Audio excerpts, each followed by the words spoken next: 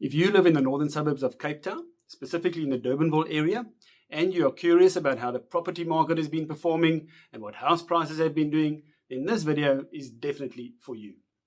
I am going to be discussing the current state of the market and also help you understand the factors that are currently influencing property prices in and around the Durbanville area.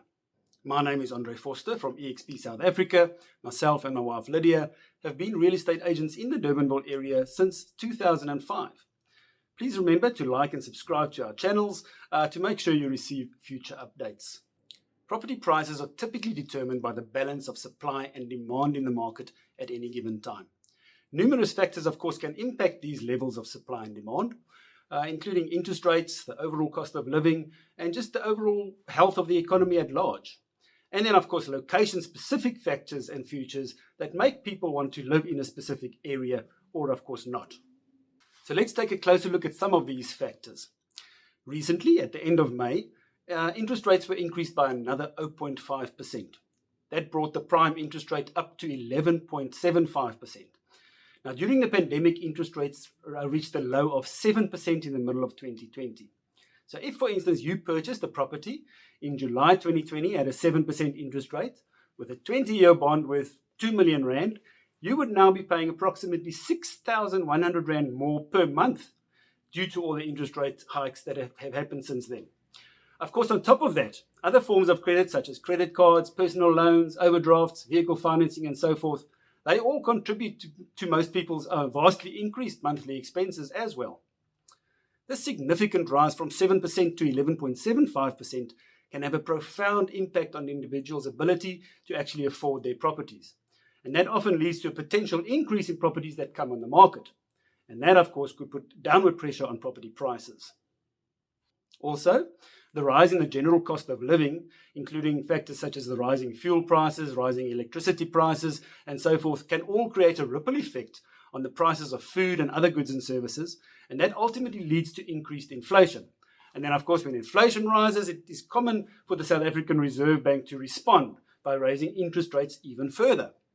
So these combined factors can all have a negative influence on property prices within the market. So now let's explore some statistics that shed some light on the property market, specifically in the Durbanville area and surrounding areas. So in July 2020, when interest rates were at their lowest, there were more than 700 properties on the market in Durbanville.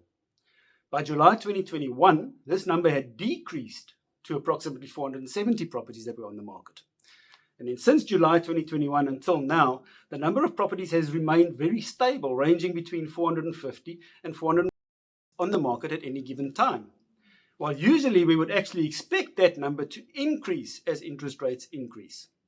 Then when it comes to actual property sales, over the past year, there have been just over 1,600 registered sales in Durbanville, which is an average of around 135 sales per month. And even if you look at the last 3 months, which is more recent, this figure has also remained consistent in the 130s per month.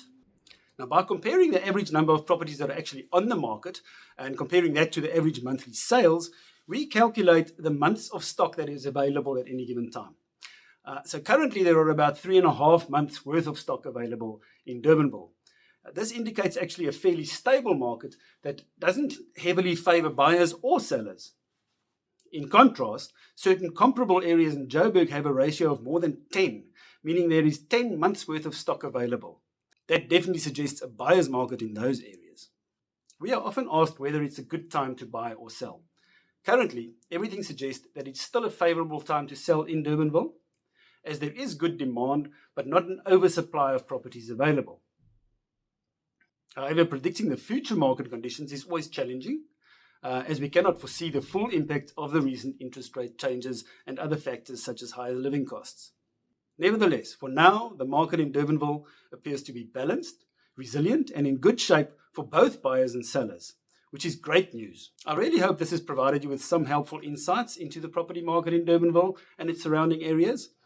To stay updated on future situations, please remember to like and subscribe to our channels on YouTube, Facebook, Instagram, and of course TikTok. You can also visit our website, propla.co.za, which features a frequently asked questions section that answers many property-related questions. If you need any advice, please get in touch. We'd love to chat with you. And of course, if you're considering selling your property, let's discuss a customized marketing plan tailored to your specific needs.